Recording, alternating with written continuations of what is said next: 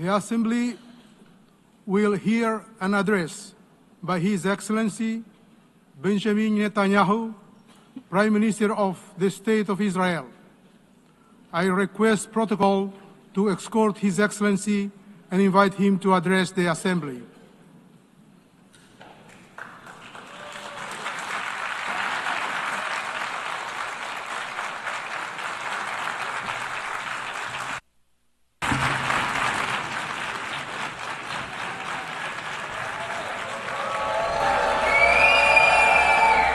Please, order in the hall. Please, order in the hall.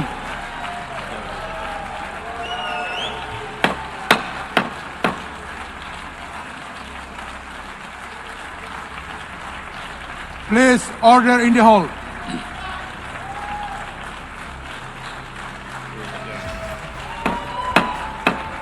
Please, order in the hall.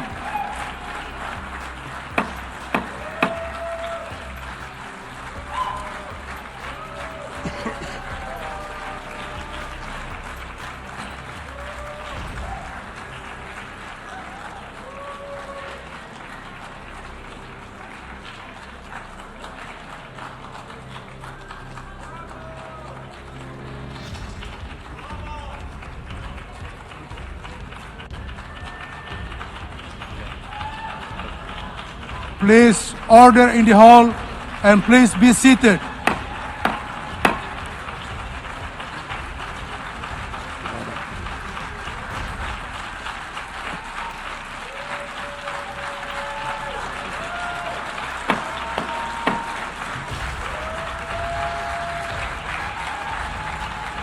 Please order in the hall.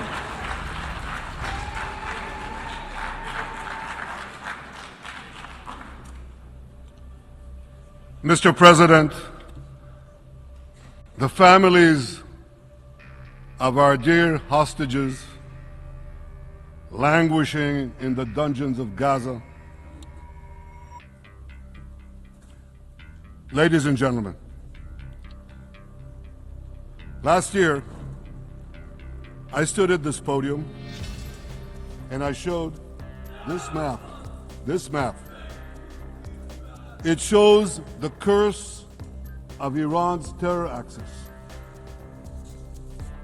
This axis threatened the peace of the entire world.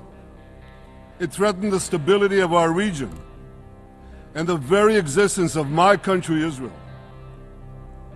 Iran was rapidly developing a massive nuclear weapons program and a massive ballistic missile program. These were meant not only to destroy Israel, they were meant also to threaten the United States and blackmail nations everywhere. From Gaza, Yahya Sinwar dispatched waves of Hamas terrorists. They stormed into Israel on October 7th and committed acts of unspeakable savagery. From Lebanon, Hassan Nasrallah had launched thousands of missiles and rockets at our cities, terrorizing our citizens. In Syria, the murderous dictator Assad hosted Iran's forces, tightening a noose of death around our throats. In Yemen, the Houthis launched ballistic missiles at Israel while choking global trade at the mouth of the Red Sea. So what's happened over the past year? We've hammered the Houthis, including yesterday. We crushed the bulk of Hamas's terror machine. We crippled Hezbollah, taking out most of its leaders and much of its weapons arsenal. You remember those beepers, the pagers? We paged Hezbollah, and believe me, they got the message. And thousands of terrorists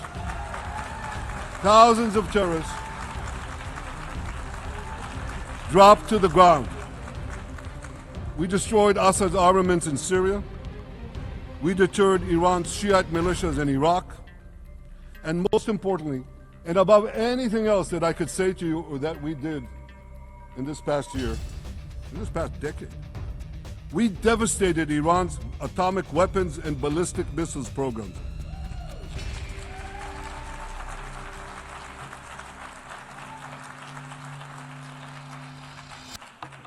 So here's where things stand today. Half the Houthi leadership in Yemen, gone. Yahya Sinwar in Gaza, gone. Hassan Nasrallah in Lebanon, gone. The Assad regime in Syria, gone. Those militias in Iraq, well, they're still deterred. And their leaders, if they attack Israel, will also be gone. And for Iran's top military commanders and its top atomic bomb scientists, well, they're gone too.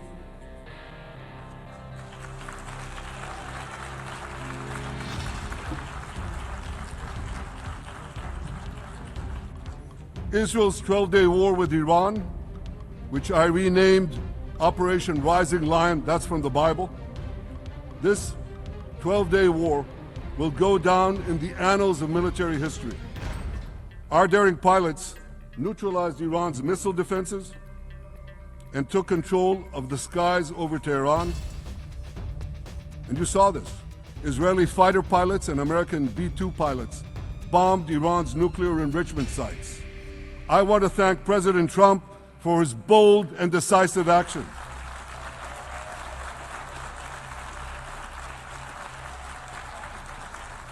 President Trump and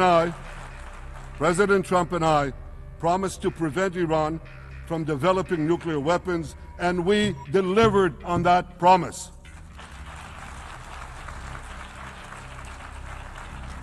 We removed an existential threat to Israel, and a mortal threat to the civilized world. We lifted a dark cloud that could have claimed millions and millions of lives. But, ladies and gentlemen, we must remain vigilant. We must remain absolutely clear-minded and vigilant. We must not allow Iran to rebuild its military nuclear capacities. Iran's stockpiles of enriched uranium, these stockpiles must be eliminated. And tomorrow, UN Security Council sanctions on Iran must be snapped back.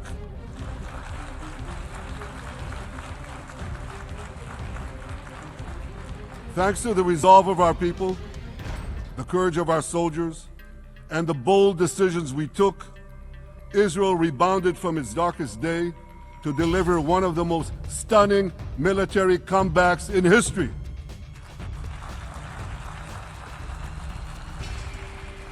But we're not done yet. The final remnants of Hamas are holed up in Gaza City.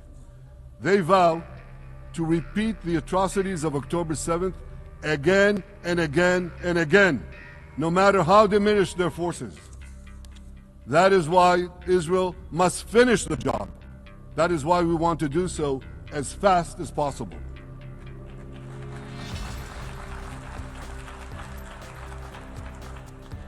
Ladies and gentlemen, much of the world no longer remembers October 7th. But we remember.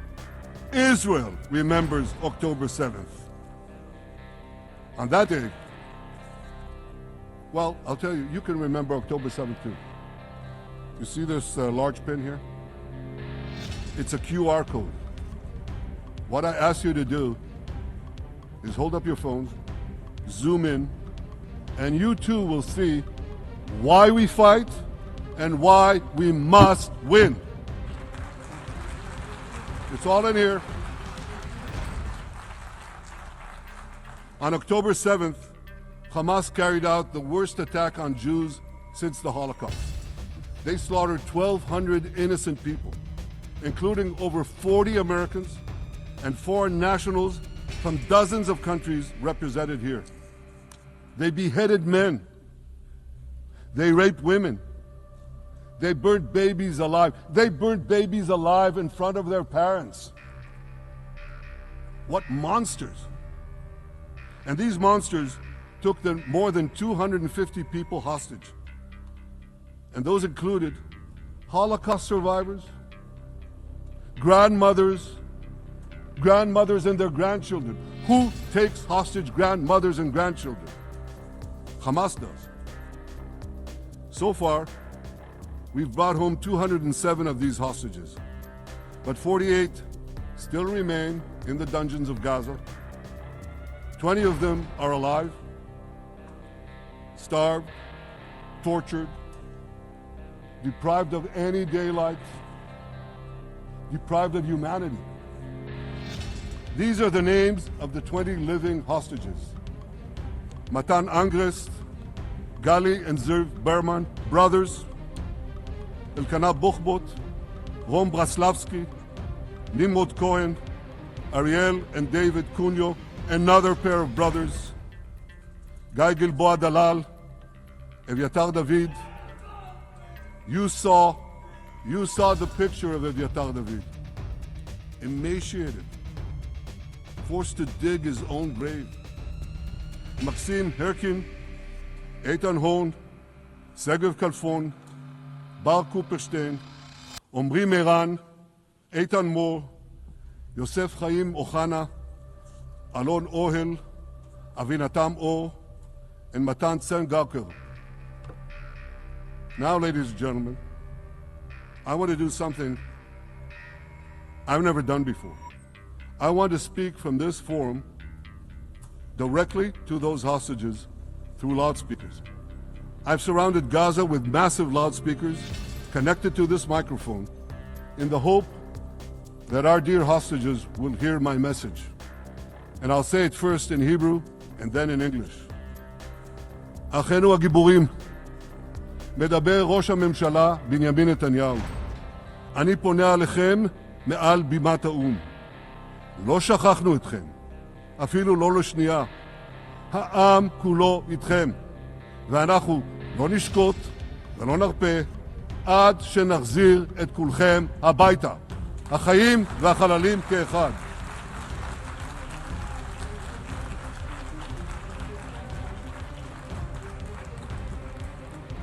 Our brave heroes. This is Prime Minister Netanyahu speaking to you live from the United Nations. We have not forgotten you, not even for a second. The people of Israel are with you. We will not falter and we will not rest until we bring all of you home.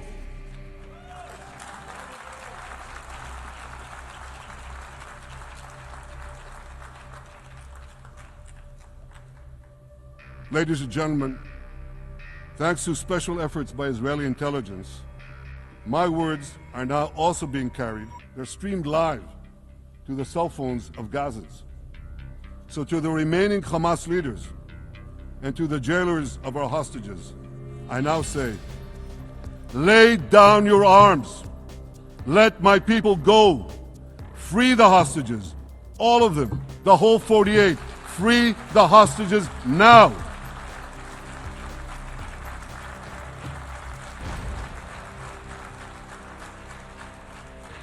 If you do, you will live.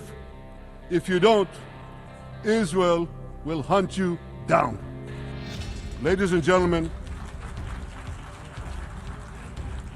if Hamas agrees to our demands, the war could end right now.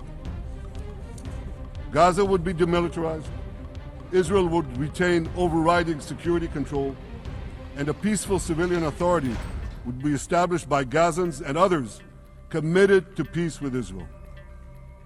And of course, you understand that the war in Gaza has affected every Israeli. But I'm sure there are people in New York or in London or in Melbourne and elsewhere who are probably thinking, what does all of this have to do with me? And the answer is everything. Because our enemies are your enemies. So let's do something else first at the UN. Let's do a pop quiz. And raise your hand if you know the answer. Here's the first question. Who shouts death to America? Is it A, Iran, B, Hamas, C, Hezbollah, D, the Houthis, or E, all of the above? All of the above. Correct, all of the above. Second question. Who has murdered Americans and Europeans in cold blood? Is it A, Al-Qaeda, B, Hamas, C, Hezbollah, D, Iran, or E, all of the above? Correct. Again. So here's the point I wanted to make. Our enemies hate all of us with equal venom.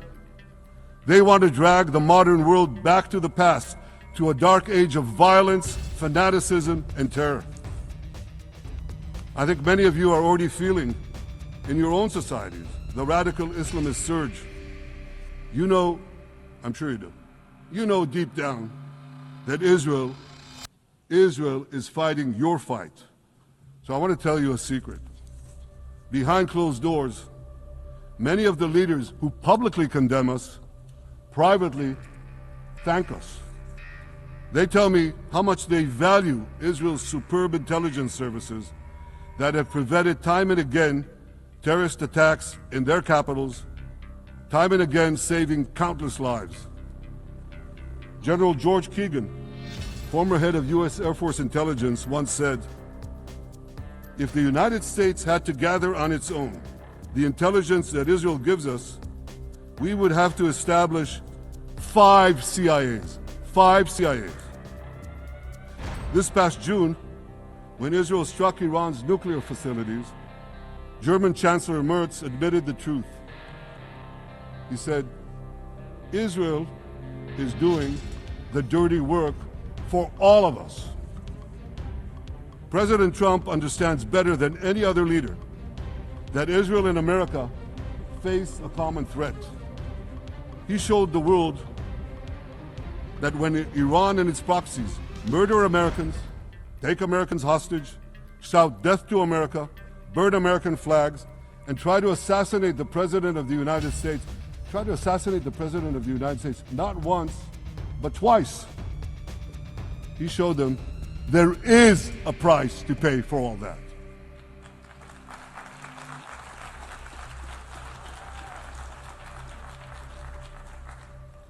But regrettably, many leaders who are represented in this hall, they send a very different message.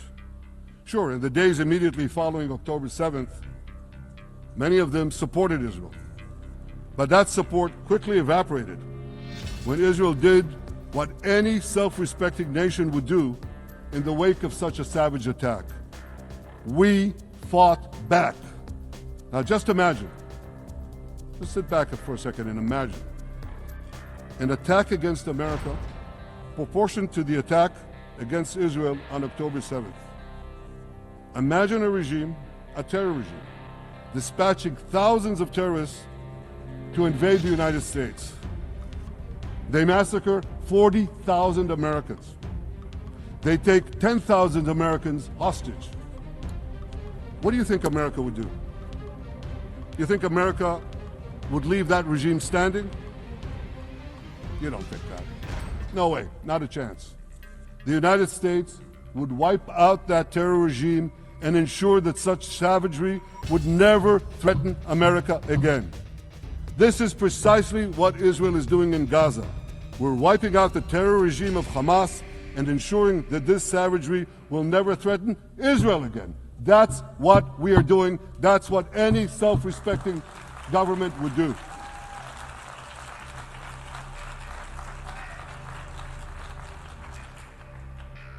Yet, and it's a yet that I'm sorry to say here, yet over time, many world leaders buckled.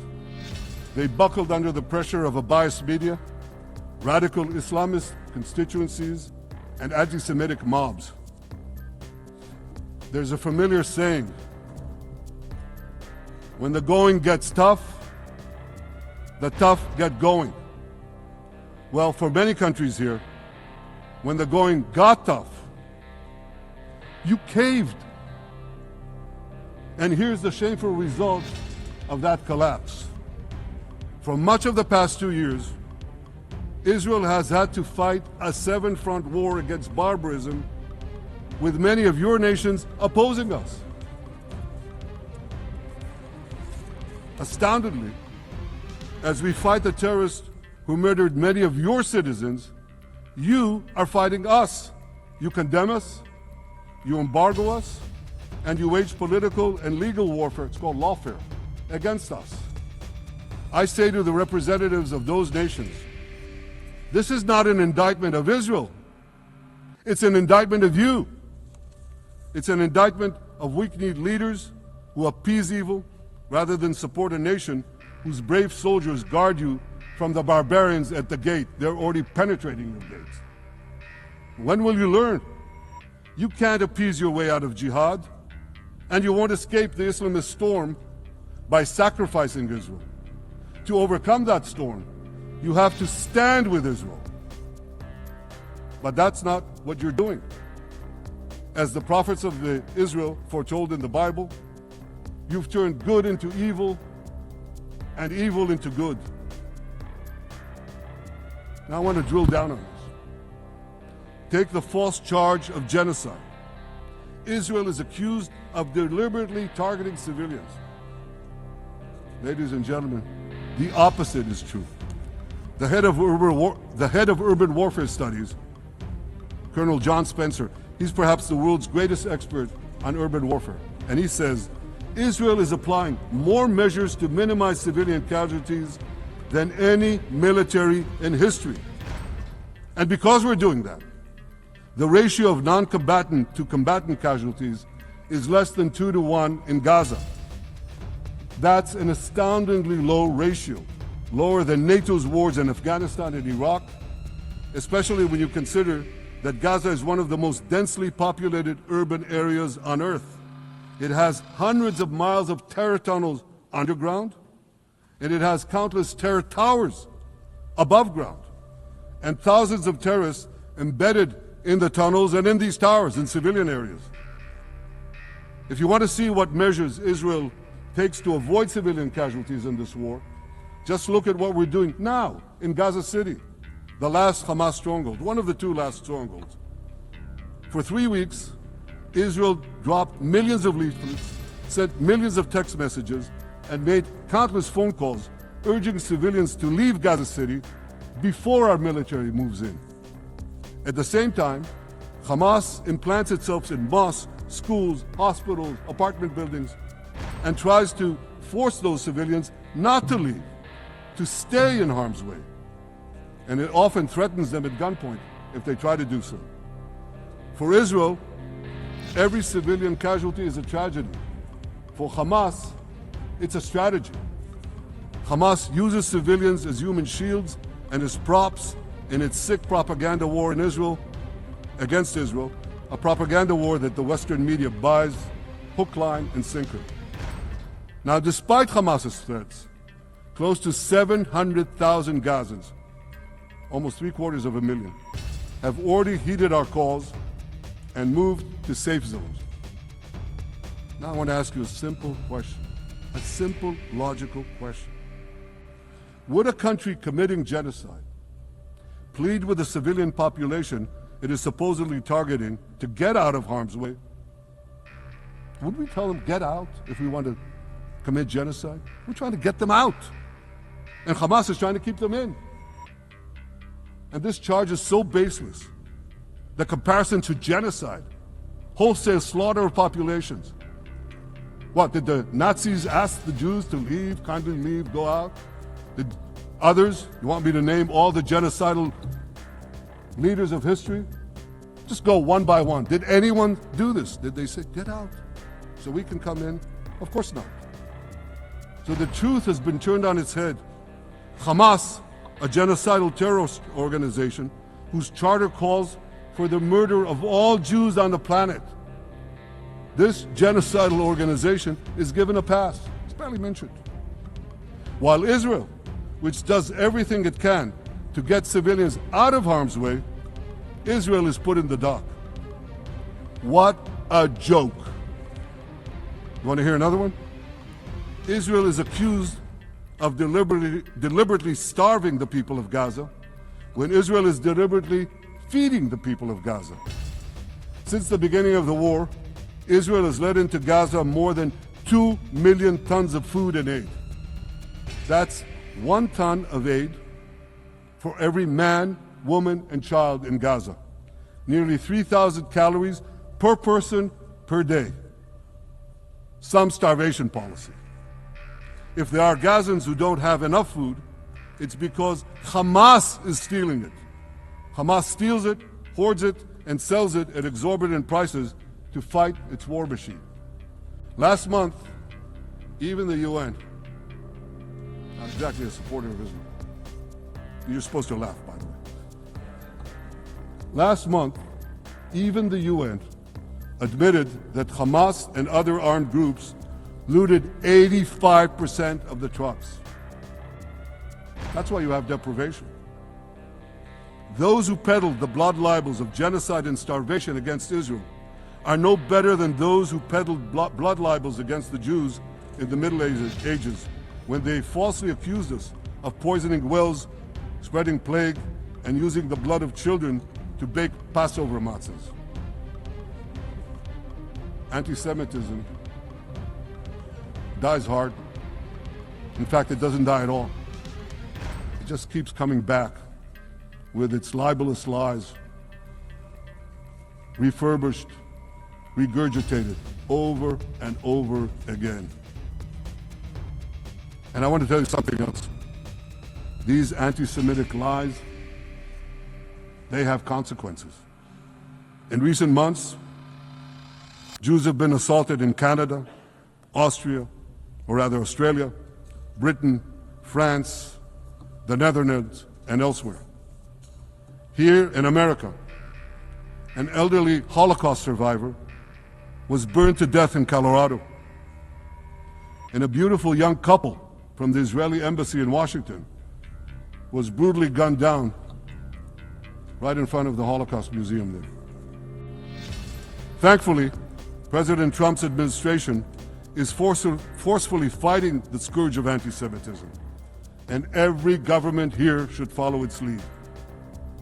But instead, many do the opposite. They actually reward the worst anti-Semites on earth. This week, the leaders of France, Britain, Australia, Canada, and other countries unconditionally recognized a Palestinian state. They did so after the horrors committed by Hamas on October 7th. Horrors praised on that day by nearly 90% of the Palestinian population. Now, let me say that again. Nearly 90% of Palestinians supported the attack on October 7th. It's not supported only, they celebrated. They danced on the rooftops. They threw candies. That's both in Gaza and in Judea, Samaria, the West Bank as you call it. And it's just the way they celebrated another horror, 9/11. They danced on the rooftops. They cheered. They threw candy.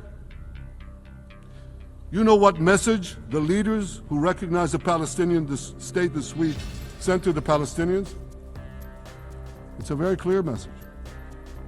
Murdering Jews pays off. Well, I have a message for these leaders. When the most savage terrorists on earth are effusively praising your decision, you didn't do something right. You did something wrong, horribly wrong. Your disgraceful decision will encourage terrorism against Jews and against innocent people everywhere. It will be a mark of shame on all of you. But wait a minute, Mr. Prime Minister, they tell me. Wait a minute. We believe in a two-state solution where the Jewish state of Israel will live side by side in peace with the Palestinian state. There's only one problem with that. The Palestinians, they don't believe in this solution. They never have. They don't want a state next to Israel. They want a Palestinian state instead of Israel. And that's why every time they were offered a Palestinian state, but were required to end the conflict with Israel and recognize the Jewish state, every time, over the decades, they turned it down. And that is why every time they were given territory, they used it to attack us. In fact, they effectively had a Palestinian state in Gaza. So what did they do with that state? Peace? Coexistence? No. They attacked us time and time again. Totally unprovoked. They fired rockets into our cities. They murdered our children. They turned Gaza into a terror base from which they committed the October 7th massacre. So here's the uncomfortable truth. The persistent Palestinian rejection of a Jewish state in any boundary is what has driven this conflict for over a century. It is still driving it. It's not the absence of a Palestinian state. It's the presence and existence of a Jewish state. And I find it amazing that the foreign chancelleries and the ministries and all those who pontificate about this, and the leaders, how can they not see this basic truth when it is repeated again and again and again ad nauseum? And I want to say something else. This rejection of a Jewish state not only applies to Hamas, it also applies to the so-called moderate Palestinian Authority. You should know that the Palestinian authorities pays terrorists to slay Jews. The more Jews the terrorists slay, the more the Palestinian Authority pays. The Palestinian Authority names its government buildings, its public squares, its schools, after the mass murderers of Jews, which they glorify as martyrs. They pay and glorify not just the killer of Jews, but also killers of Christians. Christians like Taylor Force, an American veteran who was brutally murdered in Israel by Palestinian terrorists. But, that I hear from the Western leaders. They tell me, the PA promised us it will reform. And I know this time, Prime Minister, it will be different. Yeah, right. We've heard these promises for decades. They always promise. They never deliver. Because you see, the Palestinian Authority is corrupt to the core. They haven't held elections in 20 years. They use the same textbooks as Hamas, exactly the same textbooks. They teach their children to hate Jews and destroy the Jewish state. And Christians don't fare much better. When Bethlehem, the birthplace of Jesus, was under Israeli control, 80% of its residents were Christians. But since the PA took control, that number has dwindled to under 20%. These are the people you want to give a state to? What you're doing is giving the ultimate reward to intolerant fanatics who perpetrated and supported the October 7th massacre.